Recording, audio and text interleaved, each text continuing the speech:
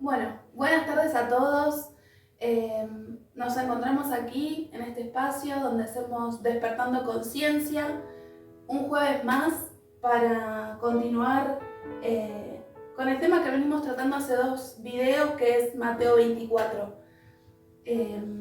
Contenta de poder estar nuevamente acá compartiendo con mis hermanos y incentivándolos a todos los que están del otro lado mirándonos y escuchándonos a que puedan estudiar y que nos acompañen a descubrir las cosas que no estamos leyendo o que no entendemos cuando leemos, a poder tener comprensión de texto y a poder aprender primeramente. Sí. Mi nombre es Aldana Ferreira, mi papá, mi marido y bueno, nada, vamos a seguir compartiendo este tema espacio. Que es interesantísimo de Mateo 24, donde venimos paso a paso a tratar de desarrollar para que la gente tenga una mejor comprensión de lo que Mateo en este capítulo 24, que parece, como siempre lo decimos, pareciera que está todo entreverado. Y bueno, quienes hayan visto el video anterior se van a ir dando cuenta de la explicación que venimos dando, que no fue respetado, el escritor no respetó ni el orden cronológico ni consecuente de lo que fue viviendo y bueno, y es por eso que parece que de una cosa salta a otra, pero siempre respondiendo 3 preguntas fundamentales: ¿cuándo serán estas cosas? ¿Qué señales habrá de tu venida? ¿Y cuándo será el fin del siglo? Y sobre eso estamos desarrollando, está desarrollado Mateo 24 y tratamos de darle o llevar luz en todos los pasajes donde se va hablando y explicando esto. Bueno, saludarlos, hola, buenas tardes, buenas noches, no sé, buen día, a qué hora nos estarán viendo. Y a seguir con esto, que vamos por la tercera parte de lo que es Mateo 24. Y se hizo largo, pero creo que todavía falta. Y bueno, a seguir comprendiendo, ¿no? Y a seguir entendiendo lo que nos quiere decir con respecto. Bien, ahora podemos, si querés, leer y queremos explicar el tema del verso del 32 al 36, Leo, del 32 al 36, Andana. Bien. De la higuera aprender la parábola. Cuando ya su rama está tierna y brotan las hojas, sabéis que el verano está cerca. Así también vosotros, cuando veáis todas estas cosas, conoced que está cerca las puertas. De cierto os digo que no pasará esta generación hasta que todo esto acontezca. El cielo y la tierra pasarán, pero mis palabras no pasarán. Pero del día y la hora nadie sabe, ni aun los ángeles de los cielos, sino solo mi Padre. Bien, para poder entrar en el tema con respecto a la higuera, muchos consideran, y siempre se ha nombrado como que Israel es la higuera, y que siempre se ha mencionado que es la nación de Israel, pero no es así. En este caso tenemos que ver las características de la higuera, porque es una planta que se nombra algunas veces en la Biblia. En este caso lo podemos ver con Adán y Eva cuando tomaron hojas de higuera y se hicieron delantales. Justamente en una clase de ayer explicábamos este tema. ¿Qué representa la higuera? Esto es fundamental entenderlo y comprenderlo. Siempre el árbol significa sabiduría, y así como el maestro Félix lo explica excelente también el tema. El otro día lo escuché en una entrevista y es maravilloso el desarrollo que hace de estos pasajes. Y las hojas, como cualquier libro, las hojas de la higuera también representan un conocimiento o una información que traen. Entonces, si nosotros nos basamos en este conocimiento y entendimiento, el árbol de sabiduría, el fruto del árbol es el resultado o una consecuencia de algún evento u hecho. Cuando la Biblia dice que Adán y Eva cosieron hojas de higuera y se hicieron delantales, es que con la nueva información que ellos adquirieron, generaron sus justificaciones. Ustedes imagínense que ellos, para ellos, si bien hay una palabra que se traduce 3 veces como desnudo, pero no siempre significa lo mismo, no es que estaban sin ropa ellos. Trato de explicar esto para que se entienda el tema de lo que vamos a tratar de la higuera. Y ellos no es que estaban desnudos, ellos estaban apercibidos, arum es la palabra, estaban apercibidos, no estaban en deshonra. O sea, por eso dice que se veían, estaban desnudos, porque, o sea, no estaban en deshonra, no estaban avergonzados y no se avergonzaban. Pero después que ellos cometen la infracción y transgreden, en este caso Eva y Adán escuchando la voz de su mujer, al tomar el árbol que le había dicho que no comiese, se dan cuenta que estaban desnudos, Airún. Ahora que estaban en deshonra, que estaban, ¿cómo es la otra palabra que había dicho? Que estaban descubiertos, así como que estaban al desnudo y tenían una nueva información, sentían culpa. Y cuando Jehová y Elohim le hacen la pregunta ¿dónde estás?, ellos se esconden porque sabían que habían hecho algo que no debían hacer y que le habían prohibido. Y al momento que le preguntan se esconden. Y la pregunta mágica por así decirlo, fatal es: ¿comiste del árbol que te mandé que no comiese? Y en base a la información que cosieron con esas hojas, con ese nuevo conocimiento y esa nueva información, vinieron las justificaciones. La culpa es tuya porque la mujer que vos me diste me dio y yo comí. ¿Qué hiciste, mujer? Yo no fui, fue la serpiente. Entonces, si nosotros nos damos cuenta que siempre para los mesopotámicos la higuera es un árbol con sabiduría, las hojas representan una información, y en este caso también, nuevamente, tenemos la señal de la higuera, donde Jesús hace un hincapié muy fuerte, diciendo que tenemos que aprender la parábola de la higuera, porque quiere representar algo, quiere decir algo. En Israel hay higueras, en este caso, que son bíferas. Y esto quiere decir que son florecientes y que dan 2 veces frutos al año. Y en 2 épocas diferentes, pero dan 2 veces un fruto. Entonces por eso Jesús dice, aprendan esta parábola, porque tiene una información. Las hojas, así como cualquier libro de la Biblia o cualquier libro trae una información, la higuera representa un conocimiento y una información y una sabiduría que nosotros tenemos que aprender. Y lo que dice Jesús, apréndanla. Y en este caso, si nosotros en Israel están estas higueras bíferas. En la primera cosecha que inicia en el verano y termina en primavera, reciben el nombre de brevas, la higuera. Y la otra cosecha es en octubre, que son ya los higos. Entonces, la higuera dan brevas en junio y julio y dan higos en agosto, septiembre y octubre. Eso trae una formación. Uno dice, ¿qué tiene que ver esto con comer un poco de... que hay que comer mucho higo? No, no tiene nada que ver. También tenemos que entender que el verdadero fruto de la higuera son las pepitas que trae adentro. Esto ya lo habíamos hablado una vez. Cuando hace referencia, así también cuando veáis, estamos el 32, Sí. ¿no? Era de la higuera aprender la parábola, cuando su rama está tierna, brotan sus hojas, o sea, esa rama que está tierna es como que está,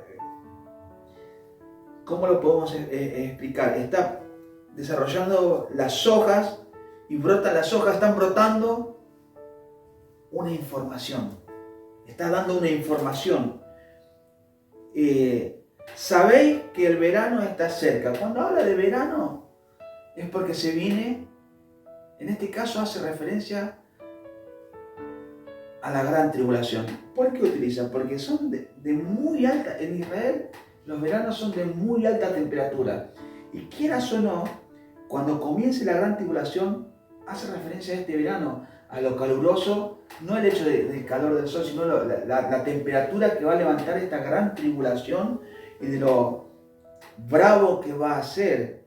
Entonces, por eso es lo que dice, cuando esa higuera o ese plan del Altísimo de esas informaciones, sepan que la tribulación está cerca, sepan que ese verano está cerca. Entonces tenemos que entender y examinar estas cosas, porque como bien decíamos, hay una información que quiere que entendamos y que comprendamos. Vamos a ver ahora qué viene antes de ese verano o de esa gran tribulación. Si puedes buscar por favor el libro de vos, Jonathan, Primera de Tesalonicenses 4:16. La higuera lo que proyecta mientras ustedes buscan es salvación, y sus dos frutos o sus resultados, las brevas y los higos, cosechados en distintas fechas, representan primeramente, lo que representa primeramente las brevas son estos dos colectivos o estas dos informaciones que el apóstol Pablo cuenta en Primera de Tesalonicenses 4, 16 al 18. ¿Qué es lo que dice? Vamos a ver las brevas en este caso. Porque el Señor mismo, con voz de mando, con voz de arcángel y con trompeta de Dios, descenderá del cielo y los muertos en Cristo resucitarán primero. Luego nosotros, los que vivimos, los que hayamos quedado, seremos arrebatados juntamente con ellos en las nubes para recibir al Señor en el aire, y así estaremos siempre con el Señor. Dos resultados de las brevas, dos colectivos. Lo primero, que antes que el verano, dice, sabés que el verano está cerca, pero antes que ese verano o esa gran tribulación se dé aquí en la tierra, lo que va a ocurrir es el arrebatamiento. Y antes de ese arrebatamiento trae dos cosas muy importantes. La primera y fundamental, los muertos en Cristo resucitan. Los que murieron por causa del Evangelio, los que entregaron sus vidas a la causa del Evangelio, al plan de Dios, que entendían, que comprendían de qué se trataba esto. Entonces, esos que habían muerto y que están en el seno de Abraham, van a ser resucitados, vueltos a la vida físicamente y traídos nuevamente físicamente, en carne y hueso, a este lugar físico material o a este planeta como tal cual, como del mismo lugar donde partieron. Y una vez que ellos se hayan resucitado e incorporado nuevamente en esta tierra, los que hayan quedado con vida, los que sean dignos de ser partícipes de esas bodas del Cordero, van a ser juntamente con los que resucitaron primero y los que hayan sido dignos de ser parte de esa boda, van a ser arrebatados en esas nubes y encontrarse con el Señor en el aire. Esto me está hablando de la segunda venida, o de la segunda vigilia, donde nos encontramos con el Señor en el aire, llevados en esas nubes a encontrarnos los resucitados entre los muertos y los que hayan quedado con vida, transformados en un abrir y cerrar de ojos, llevados a la presencia del Señor, encontrarnos con Él en el aire y de ahí hacia la boda del Cordero y de ahí en adelante estar siempre con Él. Esa es la primera cosecha, que en este caso las brevas. ¿Se entiende? Entonces, después viene, en este caso, déjeme ubicarme acá, listo, de este lado, y 3 años y medio después, porque es lo que dice la Biblia, 42 meses, 1260 días, después de que la iglesia, ese sacrificio, no la iglesia, sino que ese sacrificio continuo sea quitado, viene la gran tribulación y el lloro y crujir de dientes, donde muchos lamentablemente lo van a experimentar. Y eso va a durar un periodo de tiempo de 3 años y medio. Y esa higuera y ese plan del Altísimo, 3 años y medio después, ya relacionado siempre, ¿no?, con la salvación.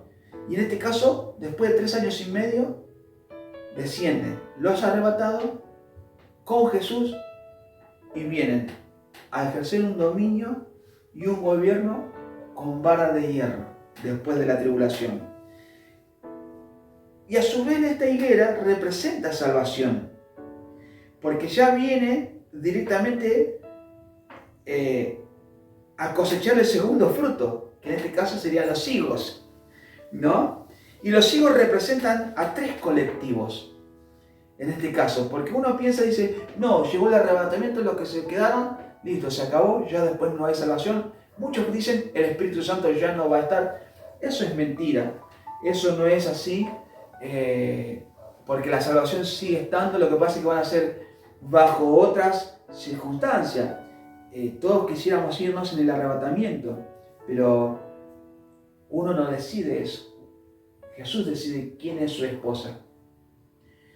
Después de esos 3 años y medio, que estos representan 3 colectivos. Nosotros lo podemos ver, porque Jesús vino a la primera vigilia, cuando fue engendrado en el vientre de Miriam, o María como la conocemos. Va a venir por segunda vez en el arrebatamiento, y su tercera vigilia va a ser a reinar por 1000 años.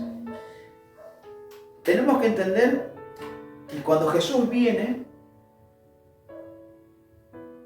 va a haber gente en el seno de Abraham todavía, los justos, y ahí van a ser resucitados primeramente todos los que quedaron en el seno de Abraham. El seno de Abraham, ustedes imagínense que miles de personas y un número incalculable va a volver a suscitar a la carne. El cuerpo físico de carne y de hueso, y va a venir a este mundo. En este caso, supongamos yo muero, ¿no? Y por ahí no soy parte de la esposa, pero voy al seno de Abraham. Pero cuando Jesús venga con la esposa en el milenio, yo voy a volver a vivir y voy a aparecer físicamente, nuevamente, con un cuerpo con carne, con hueso, nada más que sin las afecciones que hoy tengo. Voy a tener pelo, no voy a resucitar sin muelas, sin dientes, con dolor de cintura, no. Un cuerpo sano, limpio, genéticamente, descontaminado total y absolutamente. Ese es el primer colectivo. Aunque apenas venga Jesús, todos los que estén en el seno de Abraham van a resucitar, sean chiquitos, grandes, bebés, lo que fuesen, los que hayan muerto como hayan muerto, van a volver a la vida. Los demás muertos van a resucitar después del juicio del trono blanco, los que están en el Sheol o Hades. Después, los que quedaron, bueno, esto lo podemos ver, los que quedaron en el seno de Abraham, los que no aceptaron la marca,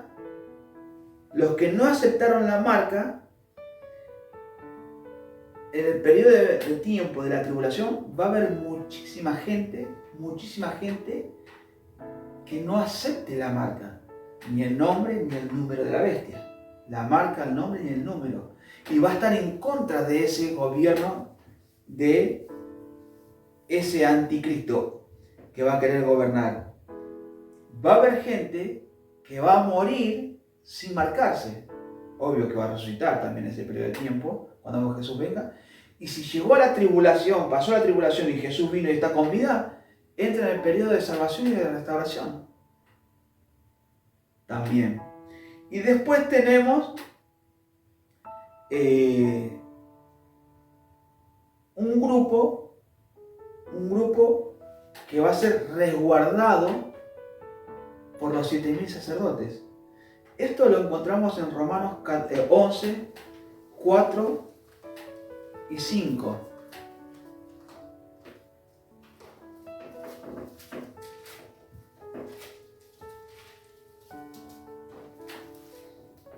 Romanos 11, 4 y 5. ¿Qué es lo que dice? Pero, ¿qué le dice la divina respuesta? Me ha reservado 7000 hombres que no han doblado las rodillas delante de Baal. Así también, aún en este tiempo, ha quedado un remanente escogido por gracia. Bien, lo que quiere decir acá, porque así como en su momento en Israel hubo 7000 que no doblaron rodillas ante Baal, después aclara, aún así en este tiempo se ha reservado un remanente reservado por gracia, que se va a encargar en el periodo de la tribulación, que no va a ser un tiempo fácil. Estos 7000 van a tener una directiva de ayudar a un grupo selecto de personas que tal vez no fueron malas personas, se condujeron o se conducieron bien delante del Señor, pero no conocían el plan del Altísimo. Yo armé un video el otro día solo explicando que el arrebatamiento no se van todos. Y no tiene nada que ver con que uno sea bueno o que haya hecho algo lindo o algo bueno. Porque mi bien no es el bien de Dios muchas veces. Que la esposa tiene ciertas características. La esposa del Cordero conoce el plan del Altísimo, sabe qué pasos dar, juzga las cosas, toma lo bueno y desecha lo malo, pero ¿en base a qué? Yo puedo tomar lo bueno y desechar lo malo en base a un plan, y una vez que conozco el desarrollo de ese plan, sé que esto puede ser bueno y sé que esto puede ser malo. Entonces, la esposa tiene pleno conocimiento de eso. Entonces, la esposa tiene muchas características que no alcanza con ir a la iglesia solamente, sentarse, cerrar los ojos, levantar las manos y adorar.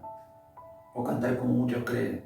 La esposa es la que está involucrada, la que conoce a su esposo, la que se relaciona con su esposo y que es parte de ese plan, de ese Altísimo, que proyecta salvación y lo conoce al pie de la letra y cumple los requisitos. Así y todo, quien va a determinar quién forma parte de la esposa del Cordero no somos nosotros. Es el mismo Jesús quien determina quién va a ser su esposa. Por eso yo no puedo decir, soy salvo.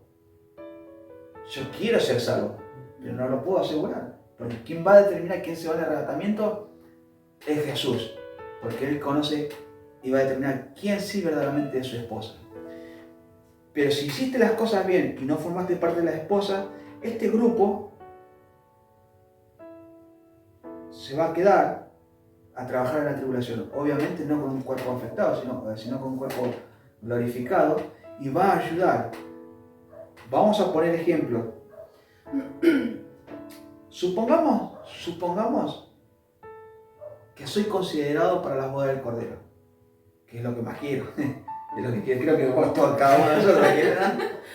Pero supongamos que yo me voy. Entonces, tengo una familia que relativamente acompañó, pero no mi ministerio, lo que fuese mi hogar, y no lograron muchas veces entender o comprender el plan del Altísimo, no, pero somos sanos, somos gente sana que no hizo maldad ni nada. Entonces, se va uno de esos 7 meses, se va, que ellos le van a dar una lista con tantas X cantidad de personas, vos tenés que cubrir 15.000 personas, ayudarlas, y se les va a dar un lugar donde se los va a llevar, y va a venir y va a buscar, por ejemplo, te va a buscar a vos, te va a buscar a yo, te da un ejemplo. Ese es un ejemplo que estoy dando. Llevarlos y resguardarlos a un lugar seguro hasta que Cristo venga. Esos 7.000 van a cumplir esa función y van a ayudar a un remanente que haya quedado, que sea gente relativamente justa, pero que no haya formado parte de la boda del Cordero. Por eso es importante conocer el plan para no entrar en desesperación tampoco. Exactamente. ¿Por qué explico esto? Porque también ahí lo dice. Así que también vosotros, cuando veáis estas cosas, conocéis que está cerca a las puertas. O sea, nosotros sabemos y tenemos certeza y convicción de que el arrebatamiento está a las puertas.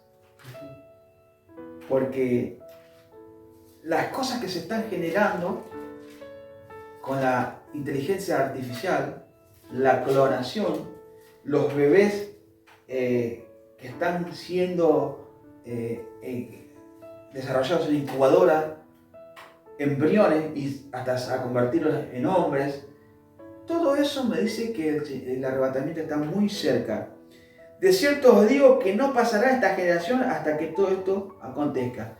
¿A qué generación se corresponde? Si de que Jesús habló de esto hasta ahora, ¿cuánto pasó? Muchas generaciones. Muchas generaciones, pero la gente tecnológica, la generación de la tecnología, del conocimiento, del avance, de todo esto, lo que está sucediendo ahora. Después aclara que el cielo y la tierra pasarán, pero mis palabras no pasarán. Cuando dice el cielo y la tierra pasarán, no es que el planeta Tierra va a ser destruido o el famoso fin del mundo. A ver, cuando hace referencia al fin del mundo, habla de lo contaminado por el mal. El cielo y la tierra, este cielo contaminado como lo conocemos, va a dejar de existir, ya no va a haber maldad. Y la tierra contaminada con toda esa maldad que hay, el desamor, la insensibilidad, va a desaparecer. Pero ese proceso va a llevarle a Jesús, a la esposa del Cordero, a todos los mensajeros y a todos los que trabajan para el reino, 1000 años en sanar eso. Por eso el gobierno de Jesús va a ser un gobierno dictatorial. ¿Dictatorial en qué sentido? No se le va a permitir a la gente que haga lo que quiera, y mucho menos que gobiernen los políticos. Por eso va a ser un gobierno con mano rígida y mano dura y vara de hierro.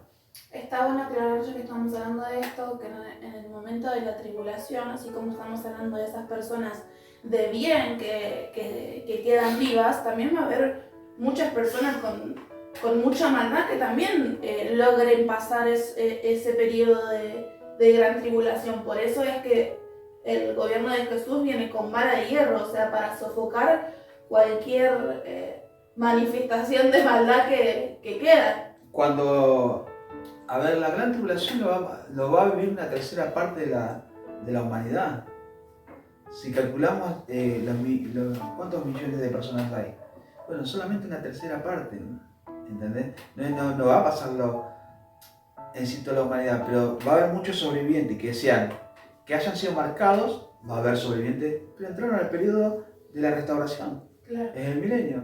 Va a haber violadores, asesinos, ¿entendés? Van a estar gente que ha sido poderosa alguna vez, van a sobrevivir los políticos, va a haber muchos sobrevivientes con sus malas mañas, costumbres, con sus malos pensamientos, sus malos deseos, porque eso es lo que generó, aunque Satán esté atado, lo que él generó sigue estando. Entonces, todo eso, y cambiar la mente, ahí en ese periodo de tiempo es donde va a ser predicado el evangelio del reino a todo el mundo, no antes. Lo que pasa que si nos ponemos a pensar, por más que seamos buenas personas o no hagamos maldades grandes, en nuestro corazón existe la maldad. Porque está influenciado. A ver, cuando hablamos del espíritu satánico o el viento satánico, este planeta está siendo influenciado por dos vientos, por dos motivadores. Uno que es del Altísimo, que quiere que nos salvemos y nos comunica el amor de Dios y hacer lo bueno.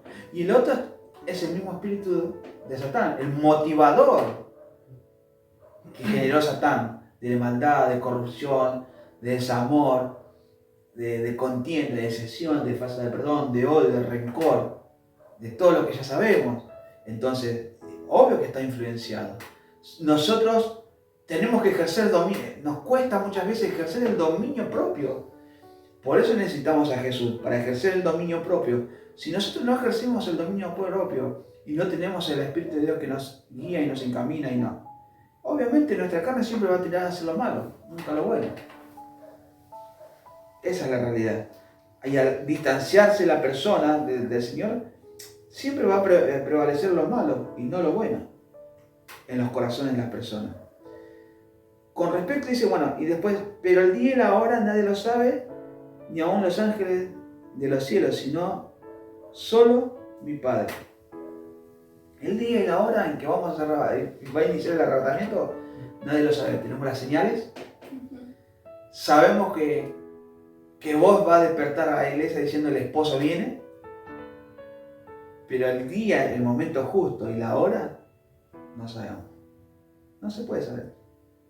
Pero cuando esto acontezca y escuchemos esa voz que despierta, que dice, ahí viene el esposo, la misma voz que despertó a las vírgenes, a las 10 vírgenes, los que estén atentos y conozcan el plan saben de qué están hablando y se van a percibir. Entonces, erguidos porque vuestra redención está cerca. Acomoda tu lámpara, si tenés aceite, gloria a Dios. Y si no tenés aceite, bueno, que el Señor te fortalezca. Fíjense lo que dice, ¿no? Porque, verso 38 leo solamente, Aldana. A ver.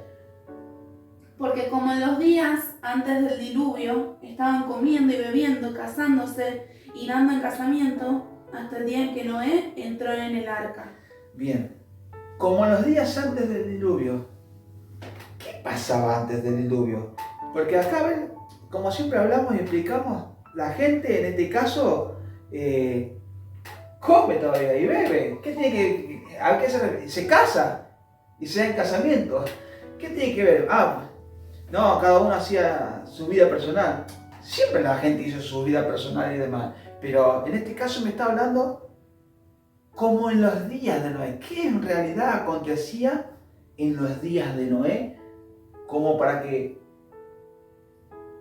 sucediera ese diluvio que no fue universal, que no abarcó el universo, que solamente, ni siquiera el globo terráqueo acaparó, sino que fue un sector y una parte. ¿Qué es lo que estaba sucediendo en esos días antes de Noé para que el Altísimo determinara traer un juicio para limpiar todas las aberraciones que se estaban haciendo?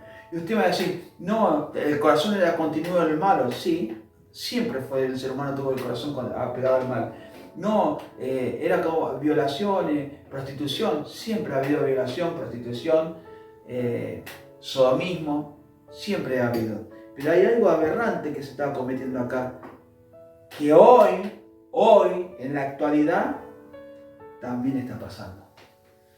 No sé si vos querés decir algo, Jonathan, con respecto a esto, o a qué se refiere. En este caso, esos días, no sé si te acordás, antes de los días de Noé. Bebiendo y casándose. A ver, el tema de casarse es un contrato. Yo puedo establecer, vamos a poner un negocio. Vamos a vender, vamos a poner un negocio juntos. Y somos socios. Es un contrato, es un casamiento. Ese tipo de casamiento hay entre personas, entre naciones, entre reinos, y se establece ese tipo de contrato y negocio. El tema es lo que esconde detrás de ese contrato y de esos negocios y ese tipo de casamiento que se hace. A eso se refiere. Se casaban y se daban en casamiento en los días antes de Noé. Pero estos contratos que nosotros vemos ahora, como recién lo nombraba, había algo muy fundamental. No sé si te acordás algo de la manipulación genética, Johnny. No, la verdad no me acuerdo. El tema de la manipulación genética, eso es lo que se estaba sucediendo, que traspasó los límites del ser humano con la tecnología de aquellos tiempos, que determinó el que viniese ese diluvio para erradicar todo ese mal que se estaba haciendo, como lo está haciendo ahora. Querer que una criatura tenga el derecho de sacarse su miembro porque es libre, la clonación y cuántas otras cosas más, aberraciones genéticas se están haciendo, la manipulación del ADN de las personas, contaminando su sangre para transformarlos en transhumanos a través de la alimentación, a través de muchas otras cuestiones que te van insertando en la sangre, introduciendo, para que a través de la tecnología el ser humano termine siendo prácticamente un zombie. Manejar tu voluntad a placer de ellos. A través de las ondas de frecuencia baja que emiten el 5G, el 6G, que son tecnología netamente militar. Por eso de repente, de un día para otro, aún en plena pandemia, llenaron de antenas disfrazadas de árboles por todos lados. Y bueno, todo esto que están trabajando para implementarse el nuevo sistema financiero, para tener un control de la población, un control dominante y esclavizando a la humanidad, no solo mentalmente, sino genéticamente. Entonces, como en estos días, así eran los días de Noé, haciendo aberraciones con los seres humanos. Entonces, la advertencia, como en esos días, va a ser donde hay tratos y contratos entre naciones, entre reinos. Nosotros vemos montones de videos, lo podés ver, la élite, lo que hace para manipular las masas, cómo juegan con las personas, cómo juegan con su mente, con sus corazones, y la humanidad como borrego detrás de las propuestas que ellos hacen, pero todo con un fin de esclavizarlos. Entonces, Jesús no va a permitir esas cosas. Por eso dice que, y no entendiendo, dice, hasta que no entro en el arca. Cuando no entro en el arca, eso significa el arrebatamiento. Es una comparación del arrebatamiento. Y no entendieron hasta que vino el diluvio, la gran tribulación, y se lo llevó a todos. Así será la venida del Hijo del Hombre. La gente y la sociedad no entiende en el tiempo que estamos viviendo. No sabemos el día, no sabemos la hora, pero podemos discernir los tiempos en los que vivimos. Porque tenemos un conocimiento, una base, que es el plan del Altísimo que está trazado en las Escrituras, que no tiene nada que ver con religión ni con misticismo. Son realidades. Y por eso, como el otro día también lo explicábamos, que a lo que le decíamos antes, que era ciencia ficción, o le quitamos la ficción. Le quitamos la ficción, porque ya es ciencia. Esto de la antena 5G, 6G que nosotros vivimos ahora, tecnología avanzada, esto hace más de 30 años que lo viene usando. Y era un uso que le daba la NASA para tener contacto, porque es de uso militar, de uso de tecnología espacial y demás. Entonces no es de ahora. Para nosotros, yo quiero celular con 5G, no, si no quiero, no, yo quiero con uno que tenga el 6. Y siempre así, pero en realidad nos está manipulando. Esa es la realidad. No entendieron hasta que se lo llevó todo, así será la venida del Hijo del Hombre. Y acá otra vez, una referencia. Entonces estarán dos en el campo, uno será tomado y el otro será dejado. Cuando ocurra el arrebatamiento, muchos van a ser tomados y otros van a ser dejados. Ahora, ¿dónde estaban los dos? En el campo, en este mundo. ¿Y por qué uno es tomado y el otro no? Dios no hace excepción de personas. Eso es otro pasaje que mal se interpreta, porque no es que... A ver, Dios, si vos querés venir, no importa, Dios perdona todas tus transgresiones, no importa lo que haya sido, siempre y cuando vengas y te arrepientas y aceptes las condiciones que Él propone para salir adelante. Todo bien, no te acepta. Pero si Él no, en ese sentido no hace excepción de personas, no es que vos podés venir al Evangelio y quedarte como estás sin cambiar, porque eso es una gran mentira. Entonces, si Dios no hiciera acepción de personas como la gente dice, todos serían arrebatados. Y no va a ser así. Dos mujeres estarán moliendo en un molino. La una será tomada y la otra será dejada. ¿Qué están haciendo? Una misma actividad. Hay mucha gente que está en la iglesia y cree que se va a ir en el arrebatamiento. Y no va a ser así. Después 42, una advertencia. Velad, pues, porque no sabéis a qué hora ha de venir vuestro Señor. Pero sabed esto, que si el padre de familia supiese a qué hora el ladrón habría de venir, velaría y no dejaría minar su casa. Por tanto, también vosotros estad preparados, porque el Hijo del Hombre vendrá a la hora que no penséis. Ahora, esta explicación me encanta, porque habla, si alguien o el padre de familia sabe a qué hora va a venir un ladrón, estaría vigilando, cuidando para agarrarlo, atraparlo. Y la advertencia es, ustedes tienen que estar velando, para que cuando Él venga, no sé, agarre de sorpresa. Es por eso tan importante que nosotros entendamos y comprendamos el plan de salvación. Chicos, estoy hablando demasiado. Yo venía pensando en todo lo que estábamos hablando y me detuve en el hecho de si somos la esposa o no, y que eso lo escoge Jesús. Y se me venía a la mente el hecho de las obras, ¿no? Porque uno a veces cree que estando involucrando y haciendo puede llegar a ser parte de la esposa. Y buscaba recién un versículo en Efesios 2, 8 y 9 y dice: porque por gracia sois salvos por medio de la visualización, que vendría a ser la fe. Y esto no de vosotros, pues es don de Dios, no por obras para que nadie se gloríe. O sea, es parte, las obras son parte de ese requisito, pero no Leo es. un versículo más.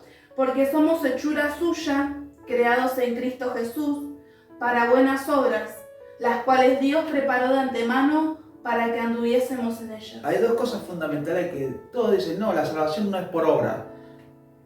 Gran error, porque Dios, en este caso Jesús, va a pagar a cada uno según la obra que haya hecho.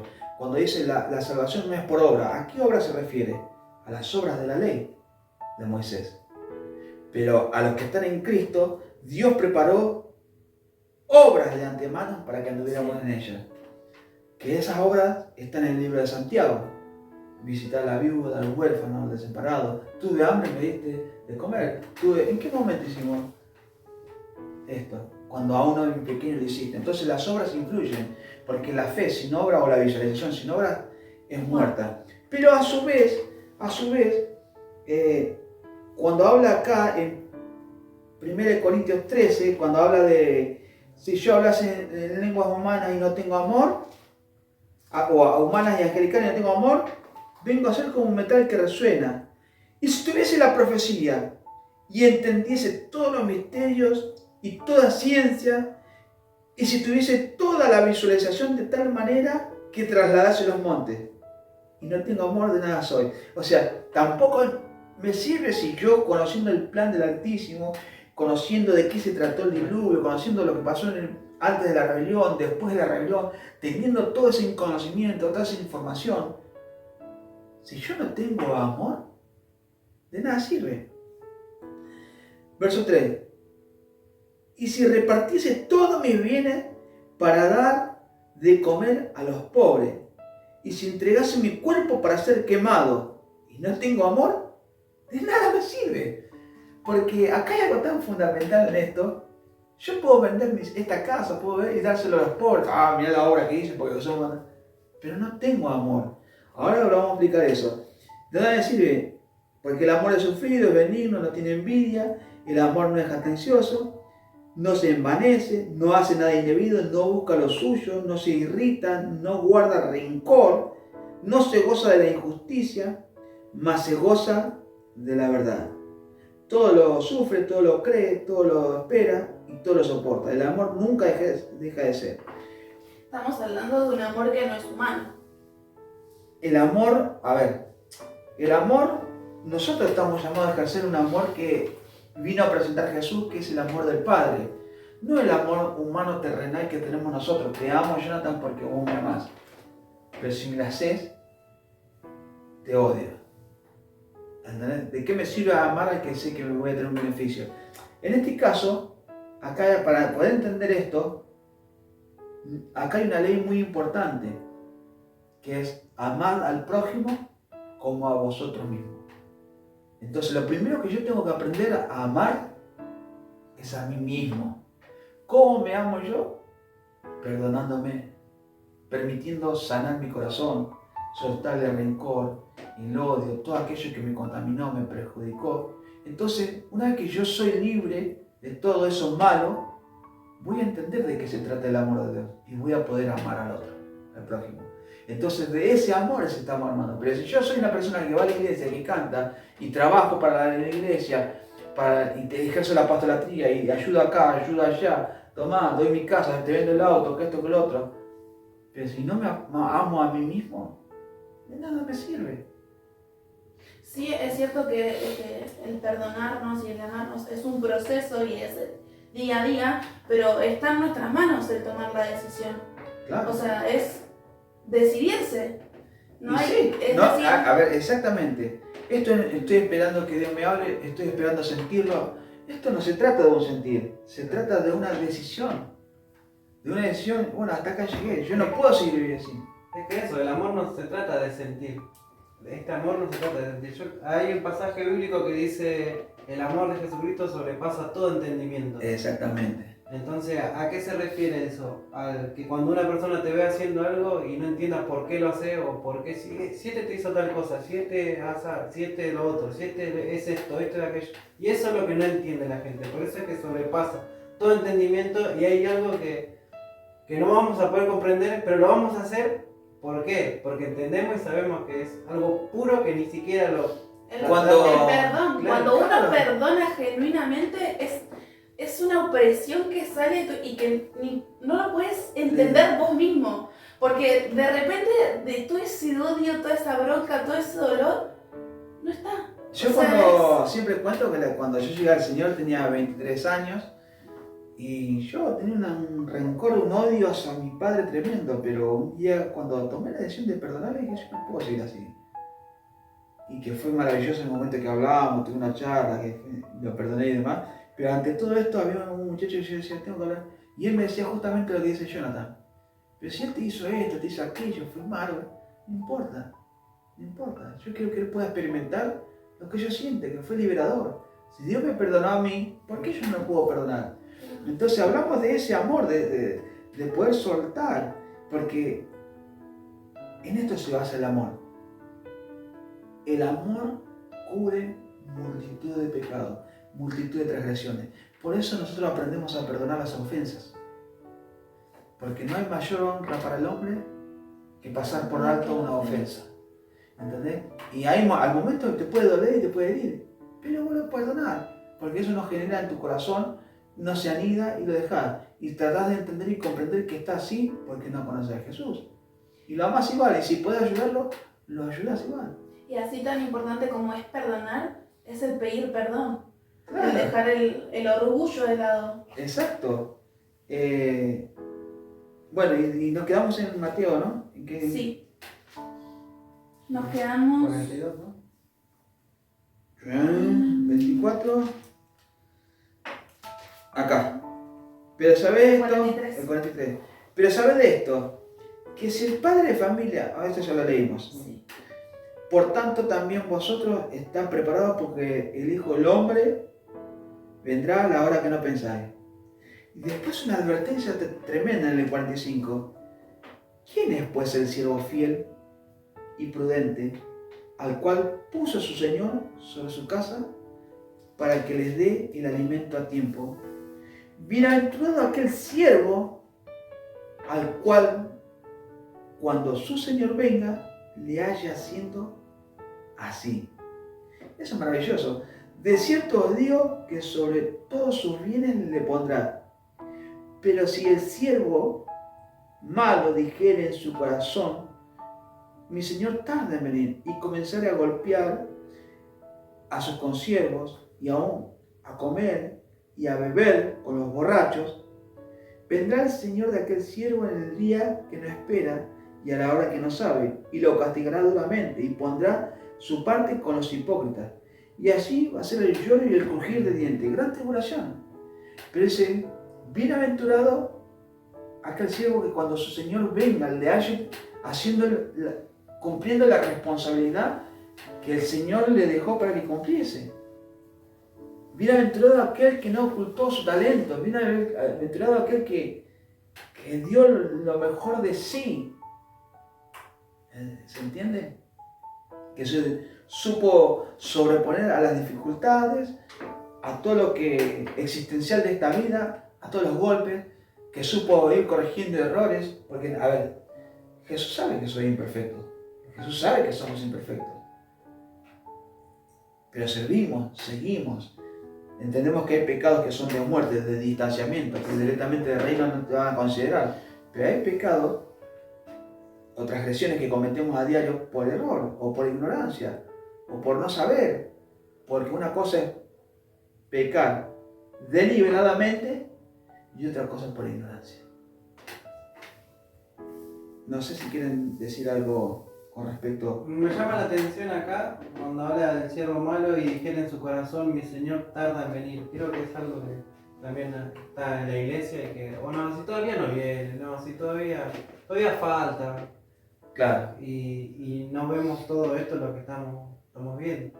Jesús no va a tomar por inocente al que es culpable.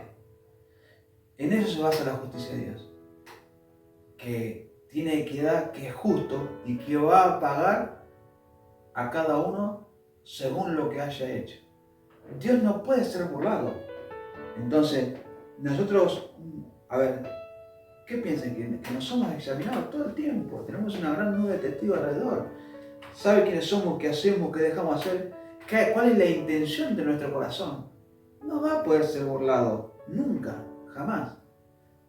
Entonces nosotros no podemos jugar sabiendo todo esto. Ya el verano se acerca. Las hojas de esa higuera ya están arrojando la información. El fruto, el resultado de esa información se están viendo. Y nosotros tenemos que prepararnos. Y ahora más que nunca erguir nuestra cabeza porque la redención está cerca. No hay que tener miedo, no hay que tener temor, hay que estar tranquilo y seguro. Aquel que entiende y comprende y conoce el plan del Altísimo sabe, supongamos que nos quedamos, tenemos una información que sabemos cómo movernos aún en ese momento de lloro y crujir de dientes. Eso nos trae paz y tranquilidad, porque 3 años y medio, podés morir en ese 3 años y medio, pero sabes que vas a resucitar. Tenemos esperanza y consolación. Una cosa es la tristeza que genera el mundo, este sistema satánico, es para perdición. Y otra cosa es la tristeza que hace un Cristo, que es para salvación. ¿Estamos muchas veces atribulados? Sí.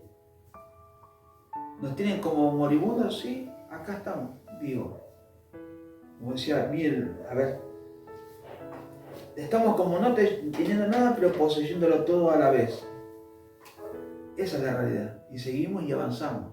Los que tenemos claro el tema del plan de salvación, avanzamos y nos movemos conforme a ese plan, y creyendo y confiando. Y nuestra visualización firme, nuestra fe firme, con un convencimiento y una convicción óptima en cuanto a las cosas. Y creemos totalmente y es más, anhelamos que esto se termine. Anhelamos que esto se termine. Esa es la realidad. No sé si alguien quiere agregar algo.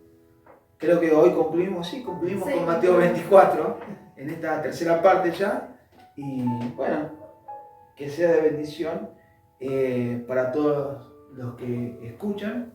Y le damos un adelanto que el próximo tema va a ser la parálisis del sueño. Así que yo los saludo, que Dios me los bendiga a todos. Shalom, no sé si los chicos. Hasta el próximo video.